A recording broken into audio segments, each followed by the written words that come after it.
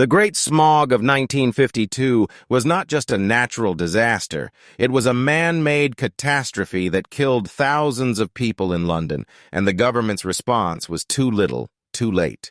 That's a pretty harsh statement. It was just a fog, right? A terrible accident. A fog that was so toxic it destroyed people's lungs from the inside out. A fog that was created by the pollution from London's coal-burning power plants and factories. A fog that the government knew was a problem, but chose to ignore until it was too late. But what could they have done? It was just a freak weather event. They could have acted sooner. They could have warned people. They could have taken steps to reduce the pollution. But instead, they did nothing, and people died. 4,000 people in just 5 days, and 12,000 more in the following months. That's terrible, but it was a different time. They didn't know any better. They knew. They just chose to prioritize progress and industry over people's lives. They chose to let people die rather than take action to reduce pollution. And that's not just a mistake, that's a crime.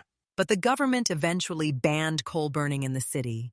That's a positive step. Too little, too late, the damage was already done. And it's not just about the smog, it's about the systemic disregard for human life. It's about the prioritization of profits over people. And that's a problem that still exists today. So you're saying that the government is still prioritizing profits over people? I'm saying that the system is still rigged against the people, that the pursuit of progress and industry is still more important than human life.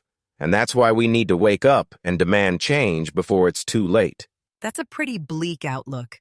Is there any hope for change? There's always hope, but it requires us to acknowledge the truth, to acknowledge the systemic problems, and to demand action. We need to hold our leaders accountable, and we need to take control of our own lives and our own destiny. And what can we do to make a difference? We can start by educating ourselves, by learning about the issues, and by spreading awareness.